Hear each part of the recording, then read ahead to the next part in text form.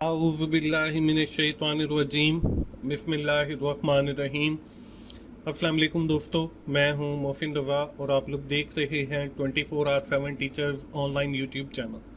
दोस्तों, क्लास चल रही है हमारी प्रिंसिपल ऑफ मैनेजमेंट की और आज उस सीरीज़ का हमारा 18 लेक्चर है। आज की क्लास शुरू करने से पहले हम लोग अपनी पिछली क्लास की जो मैंने आपको एक्टिविटी दी थी उसका सोल्यूशन देखेंगे। इसमें पहला क्वेश्चन था Herbert semen is associated with which decision making model के हर्बर्ट सीमन्स जो है वो कौन सी डिसीजन मेकिंग मॉडल के साथ जो है वो एसोसिएटेड था। तो ये हमारे पास बाउंडेड रैशनैलिटी मॉडल था। The intuitive decision making model is often applied in situation where के इंट्यूटिव डिसीजन मेकिंग मॉडल कहाँ पे अप्लाई होता है। Time for analysis is limit के जब आपके पास एनालिसिस के लिए लिमिटेड टाइम हो तो अगर हम ये वाला मॉडल यूज करते हैं। Normative decision making model provide के नॉर्मेटिव डिसीजन मेकिंग जो मॉडल है वो हमें क्या प्रोवाइड करता है। It provide the guidelines for making optimal decision. ये हमें रहनुमाई करता है कि हम जो है वो एक बेहतर फैसला या ऑप्टिमल फैसला जो है वो कर सकें। इसके बाद है group decision making model emphasis के ग्रुप डिसीजन मॉडल जो है वो किस चीज के ऊपर एम्फसाइज करता है। तो ये हमारा decision process with the team और ऑर्गेनाइजेशन ये इस चीज के ऊपर एम्फसाइज करता है। ये थी दोस्तों हमारी एक्टिविटी क्लास 17 की। उम्मीद है आप लोगों ने भी इसको सॉल्व किया होगा और आपके भी आंसर यही होंगे जो मैंने आप लोगों के साथ शेयर किए हैं। बात करते हैं हम आज की अपनी क्लास की। आज की क्लास भी हमारी डिसीजन मेकिंग के हवाले से जारी रहेगी क्योंकि मैंने आपको बताया था कि हमारी जो अगली 3-4 क्लासेस हैं वो डिसीजन मेकिंग के हवाले से ही रहेंगी। तो हम देखेंगे कि हमारे पास जो है मैनेजरियल डिसीजंस कौन से होते हैं। उसमें हम देखेंगे कि हमारे पास जो है डिसीजन मेकिंग के अंदर हमें कौन कौन सी प्रॉब्लम्स आ सकती हैं और हम डिफरेंट डिसीजन मेकिंग के स्टाइल देखेंगे जिनके थ्रू हम लोग डिसीजन कर सकते हैं। और उसके बाद हम एक्टिविटी देखेंगे। ये आपको पता है कि मेरे लेक्चर्स की जो ब्यूटी है वो यही है कि साथ साथ मैं आप लोगों को तैयारी के लिए एक्टिविटी भी करवाता हूँ। तो चलिए दोस्तों, हम लोग अपनी आज की क्लास शुरू करते हैं और सबसे पहले देखते हैं कि हमारे पास जो मैनेजरियल डिसीजंस हैं वो कौन कौन से हैं। Decision making is the act of choosing alternative from the among a set of alternative. There are two types of decision कि हमारे पास दो किस्म के डिसीजन होते हैं। एक हमारे पास प्रोग्राम डिसीजन होते हैं, दूसरा हमारे पास नॉन प्रोग्राम स्ट्रक्चर्ड जो है वो डिसीजन होते हैं। इनको हम प्रोग्राम को स्ट्रक्चर डिसीजन भी कहते हैं। Program decision are routine and repetitive choice made in response to well defined situation कि जब हमारे पास कोई रिपीटेटिव काम हो या कोई रूटीन वर्क हो उस वक्त हम जो फैसला करते हैं तो वो हमारे पास प्रोग्राम्ड होता है, यानी कि पहले से तयशुदा होता है। They follow establish guideline or rules and are often automated and predetermine rules and regulation. इसके अंदर हमारे पास कुछ पहले से ही तयशुदा गाइडलाइंस होती हैं या रूल्स एंड रेगुलेशन होती है टू टेक द डिसीजन। तो ये हमारे प्रोग्राम डिसीजन है। इसके बाद हमारे नॉन प्रोग्राम्ड डिसीजन है। Non program decision are unique, ये यूनिक होते हैं, अनस्ट्रक्चर्ड होते हैं and made in response to unfamiliar complex situation. और जब हमारे पास कोई अनफेमिलियर जिससे हम कोई फेमिलियर नहीं होते, फॉर एग्जाम्पल मैं कहता हूं कि जी हमने एक कंपनी बनाई है, उसके अंदर एक मशीन है जिसकी वर्किंग स्टॉप हो गई है। तो अब क्या होगा, हम देखेंगे कि पहले अगर इस कंपनी के अंदर उसी मशीन की वर्किंग स्टॉप हुई है तो हमने उसको कैसे कंटिन्यू वर्क किया था। तो ये हमारा प्रोग्राम डिसीजन है कि मशीन ने रुकना है, हमने ये फैसला करना है। इसके बाद होते हैं कुछ अनप्रोग्राम डिसीजन। फॉर एग्जांपल सैलाब आ गया तो आपने इस सिचुएशन को कैसे हैंडल करना है। कोई जलजला आ गया तो ये आपकी कुछ अनफेमिलियर है जिनसे हम कोई पहले ऑलरेडी फेमिलियर नहीं होते, ये यूनिक होती है, अनस्ट्रक्चर्ड होती है। तो ऐसे डिसीजन जो इन सिचुएशंस को डील करते हैं इनको हम जो है वो नॉन प्रोग्राम डिसीजन कहेंगे। They required creative problem solving and do not follow pre defined rules and procedure. इनके लिए कोई पहले से तयशुदा जो है वो रूल्स या प्रोसीजर नहीं होते, पहले से तयशुदा, जैसे कि हमारे प्रोग्राम डिसीजंस के अंदर होते हैं। जब भी हम कोई डिसीजन लेते हैं तो उसमें दोस्तों हमें कुछ प्रॉब्लम फेस करने पड़ सकते हैं। तो अगली स्लाइड के ऊपर कुछ प्रॉब्लम्स हैं जिनको हम देखेंगे कि वो during the decision making process आ सकते हैं। Manager will face with the different types of problems and will use different types of decision. Another dimension of problem is structure. A problem can be a well structured or poorly structured problem.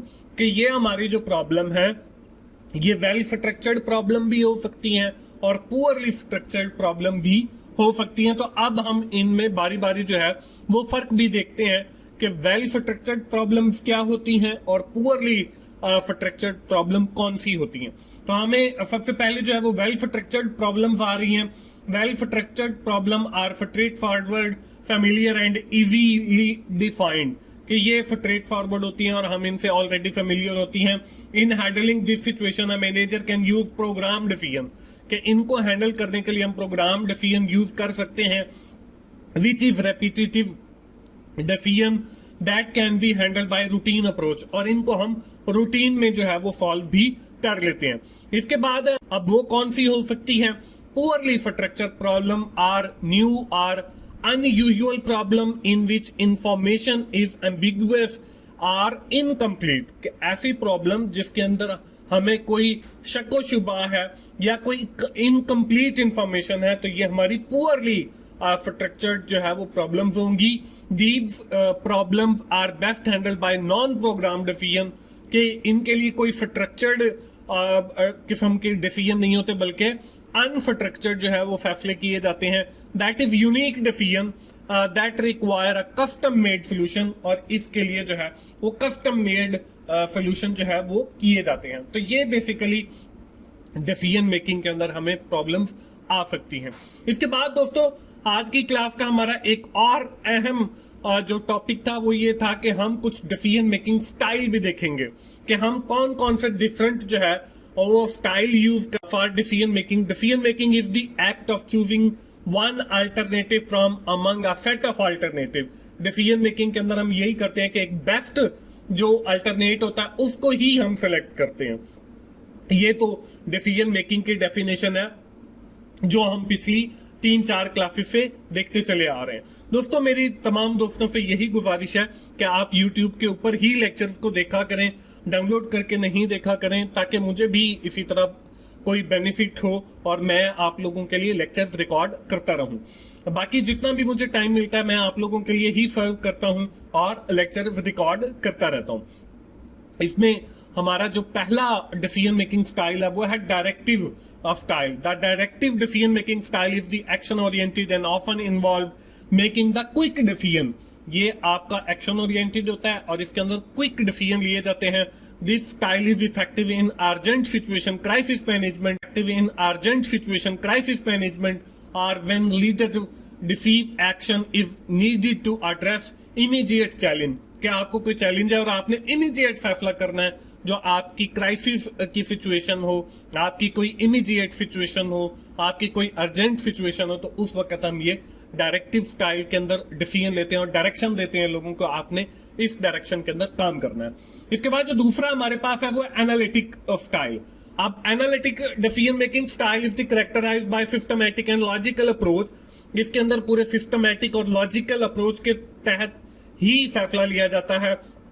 This style is well situated for complex situation that required through examination of data and detailed evaluation of alternatives such as financial or technical decision।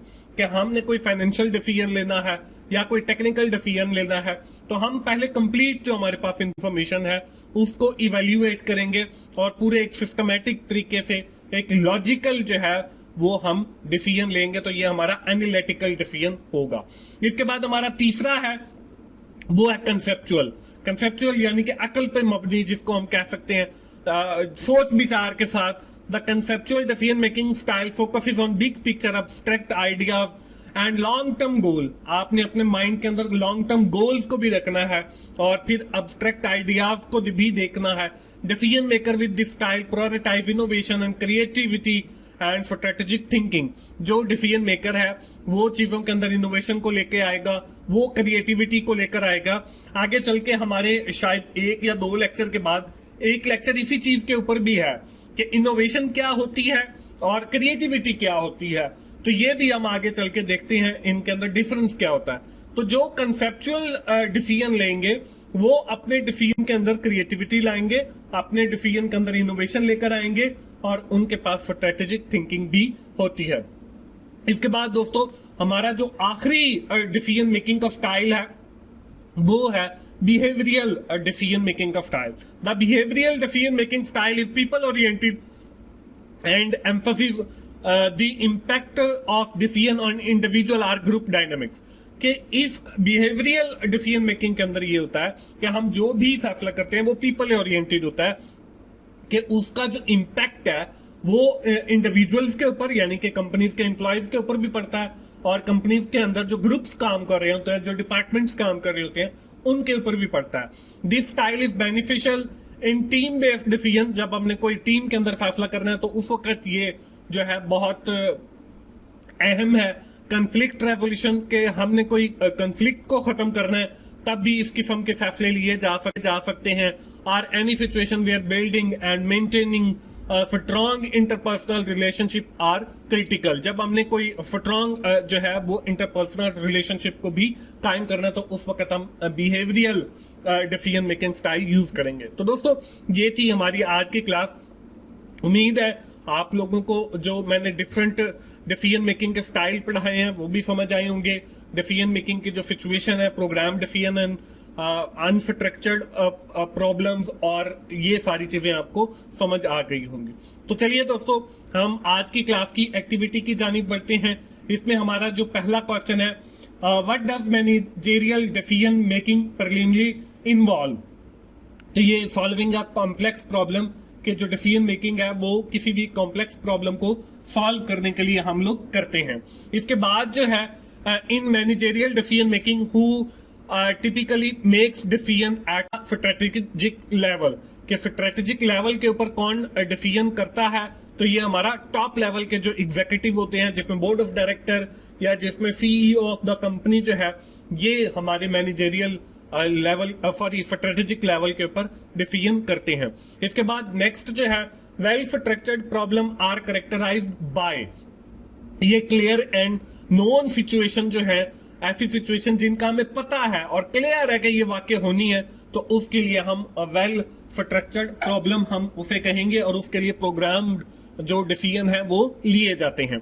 इसके बाद आखिरी है non program decision are characterised by, तो ये हमारे unique and unstructured situation है और ये जो है वो यूनिक होती हैं और इनसे हम फेमिलियर भी नहीं होते। तो ये दोस्तों वो पोर्शन हो गया जो मैं सॉल्व करता हूं।